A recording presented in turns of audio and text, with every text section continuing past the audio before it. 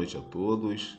Meu nome é Luiz Eduardo e eu sou um trabalhador do Centro Espírita Fraternal Teresa d'Ávila.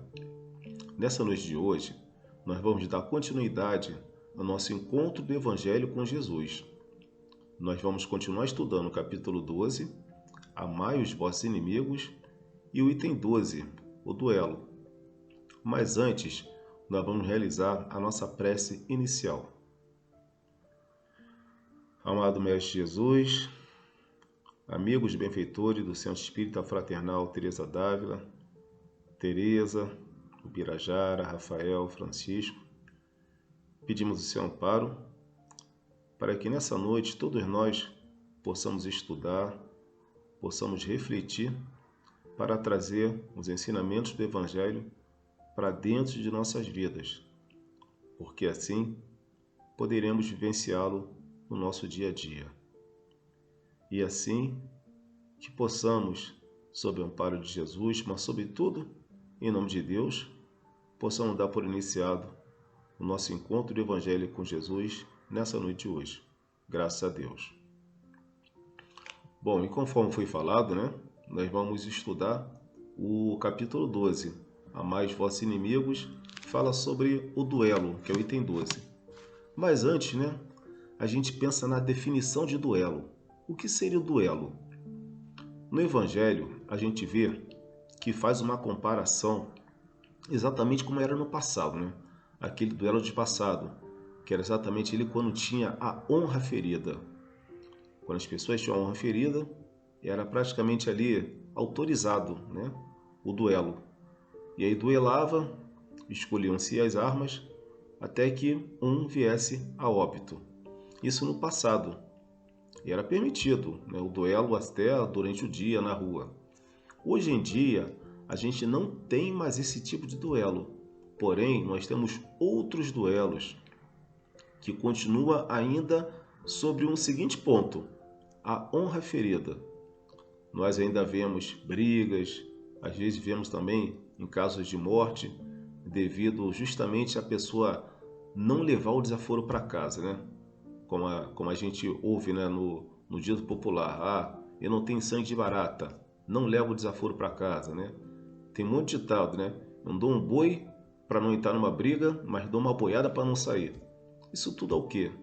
Isso tudo é que a gente vê que é o orgulho, que está sendo exaltado e que não ajuda, muito pelo contrário, vai prejudicando a pessoa, chegando até o ponto, como a gente vê de alguns casos, desse duelo, vir um caso de morte. E também tem uma outra definição de duelo, Duelo é qualquer conflito de ideias, conflito de religião. Às vezes a gente vê duelo em relação a esporte, time de futebol.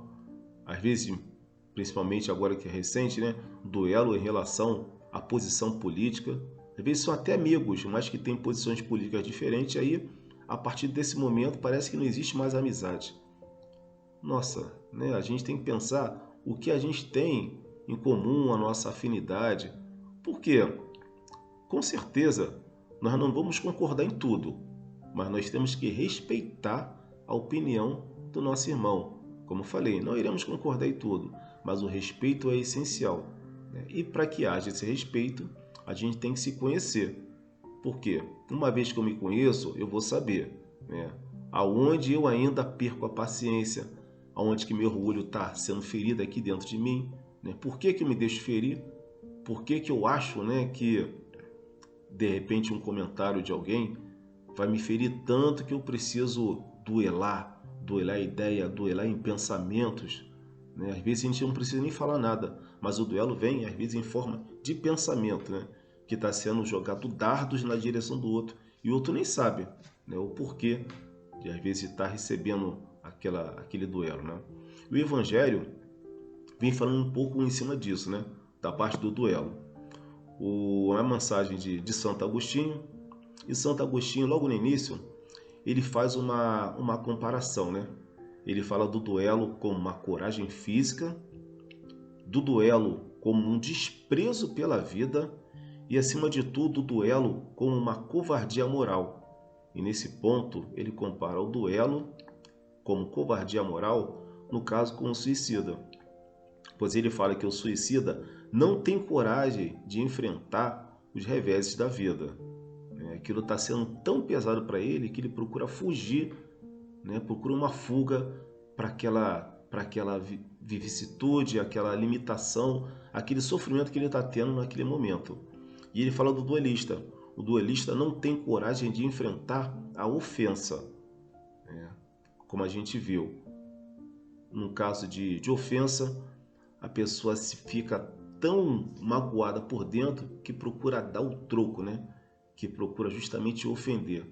Mas é justamente ao contrário do que Jesus previu para a gente. Santo Agostinho, nessa mensagem, ele faz uma comparação de Jesus, e ele fala, não foi Jesus que falou, se alguém lhe bater na face direita, também oferecia a face esquerda? E aí nós pensamos, quais são as situações que alguém me fere na face direita e eu dou a face esquerda? Não vamos pensar assim no sentido literal, mas vamos fazer uma comparação. Quantas vezes eu sou ofendido e eu não procuro dar o troco, muito pelo contrário, eu procuro vibrar por aquele irmão, porque de alguma forma aquele irmão está em estado de desequilíbrio. Para aquele irmão vir ferir a gente com palavras, com gestos ou atitudes, com certeza ele está no estado de desequilíbrio. E aí, se a gente entrar na mesma sintonia que ele, vamos permanecer desequilibrado, igual ao nosso irmão. Então, muitas vezes é necessário perceber essa limitação do nosso irmão e realizar uma prece, pedir pelo nosso irmão. E aí é necessário novamente a gente pensar no estado de humildade, porque receber uma ofensa e ainda assim vibrar positivamente em relação a esse irmão, isso aí é um testemunho de humildade que nós temos que ter, mas que isso a gente está aqui reencarnado, para viver essas vicissitudes da vida. E todos nós já passamos por situações difíceis, situação de ofensa, Nem sempre reagimos bem, mas se estamos aqui é para que a gente possa aprender. E nós temos exatamente como exemplo Jesus. E Santo Agostinho ainda coloca, faz uma outra comparação com Cristo, quando ele fala de Pedro, no Jardim das Oliveiras. Jesus fala, recoloca a sua espada na bainha, porque aquele que matar pela espada, morrerá pela espada. Nesse momento, quando Jesus dá essa lição para Pedro e para todos nós, Jesus nos fala também, em termos assim de metáfora, sobre a reencarnação, na questão de que muitas vezes algo que a gente veio a fazer, como algoz no passado, muitas vezes no momento a gente é o algoz e numa vida futura a gente pode ser a vítima. Então, pensar, se eu estou sendo vítima hoje de algo que eu possa achar injusto, por que eu vou procurar me vingar? Porque se não existe injustiça na lei de Deus, Deus é soberanamente justo em bom, então não existe injustiça. Então por que eu tenho que procurar a vingança de algo que eu acho que alguém possa ter me ofendido? Muito pelo contrário, às vezes eu posso estar me reequilibrando com a lei de Deus, porque no passado eu posso ter sido o algoz e nessa encarnação eu estou sendo a vítima.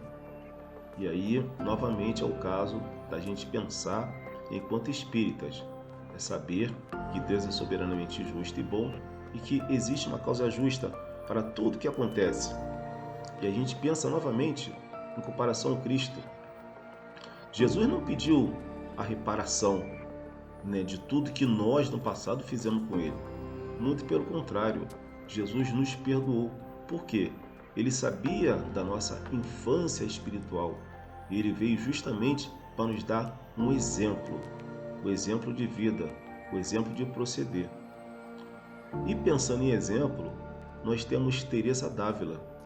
Teresa d'Ávila, no Livro da Vida, no capítulo 13, item 2 e 3, ela também cita uma frase de Santo Agostinho, quando Santo Agostinho fala: dá-me, Senhor, o que me mandas, e manda o que quiseres. Vamos analisar essa prova, essa frase de Santo Agostinho, né, que Teresa cita. Dá-me, Senhor, o que me mandas. Então, Santo Agostinho está se colocando no estado de humildade, pedindo a Deus realmente, para que Deus possa enviar para ele, né, o que está no desígnio de Deus. E continua, e manda o que quiseres. Nossa, aí é um pouco demais, né? Vamos pensar? Manda o que quiseres. O que geralmente a gente vai pedir? A gente vai pedir a Deus, quando a gente faz uma prece para Deus ou para Jesus, né? Geralmente a gente pede alguma coisa boa.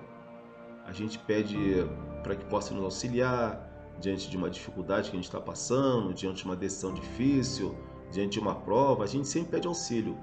Agora, mandar o que quiser, mandar o que Deus quiser, bom, nem sempre o que possa estar vindo para mim eu possa compreender como algo bom, né? Porque aí é pensar, bom, Deus é bom quando me dá alguma coisa, aí eu vejo a bondade de Deus. Aí eu já começo a balançar quando eu penso que Deus também é bom quando me impede de ter alguma coisa. Às vezes é algo que eu batalhei, às vezes é algum concurso que eu não passei, alguma coisa que eu estou desejando e eu não consegui.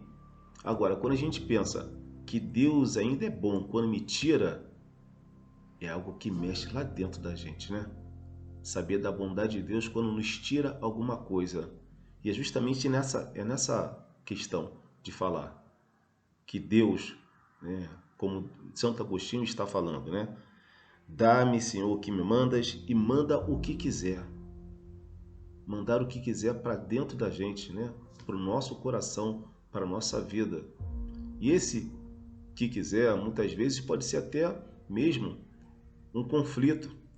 Eu digo um companheiro, uma companheira difícil, às vezes é um companheiro de trabalho, às vezes é o chefe, às vezes é a situação, né? Uma situação diária, uma situação que possa vir a ocorrer se a gente esperar. Porque, como eu falei, nós estamos encarnados no mundo de prova de expiação, né? E a Terra é um lugar que serve de exílio aos espíritos rebeldes à lei de Deus.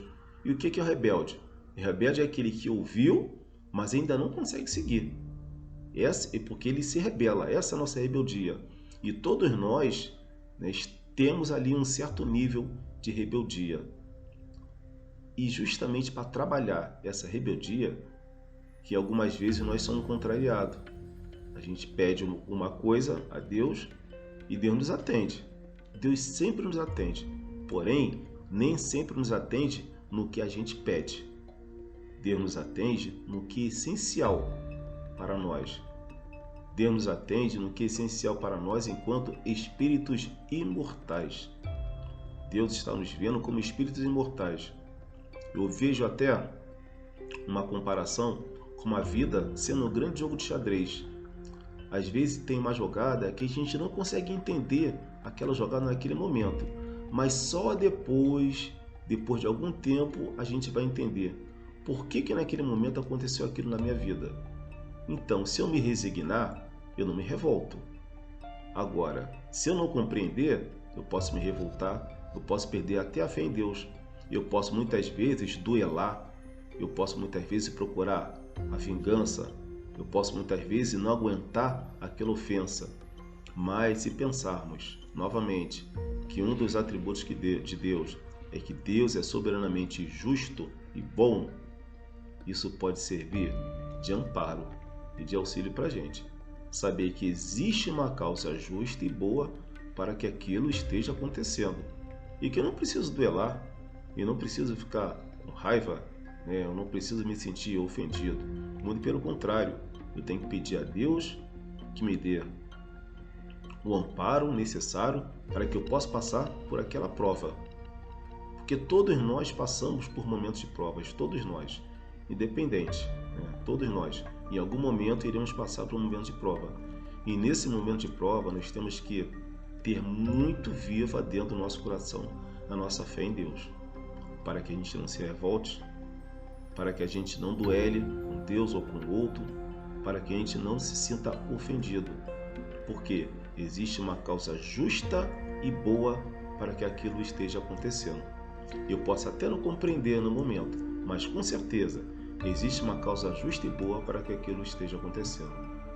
Então, que a gente possa realmente pensar no nosso dia a dia, quais são as situações que nos trazem o duelo. Quando que eu me sinto ofendido, quando realmente que eu procuro às vezes até mesmo dar o troco, dar vingança ou ofender alguém, né?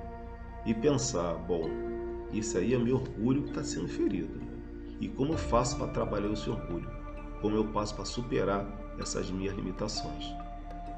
Isso a gente vai aprender no nosso dia a dia, é na vivência mesmo.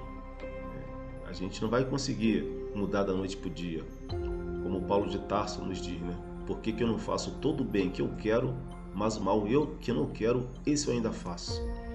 É porque a gente realmente ainda tem uma certa limitação. E até a gente conseguir trazer um ensinamento para dentro dos nossos corações, vai demorar um pouco, mas não é impossível. Nós temos que batalhar, tentar e pedir um amparo a Deus, para que a gente possa resistir às tentações e seguir o caminho certo da vida. Bom, companheiros, estamos chegando ao final do nosso estudo. Vamos realizar a nossa prece final.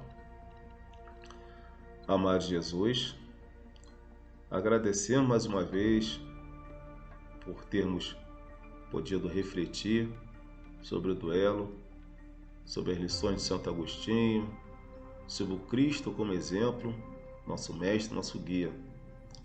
Que possamos, diante de uma situação que possa nos trazer sofrimento, pensar sobretudo na bondade de Deus, para que a gente possa sair vencedor daquela prova.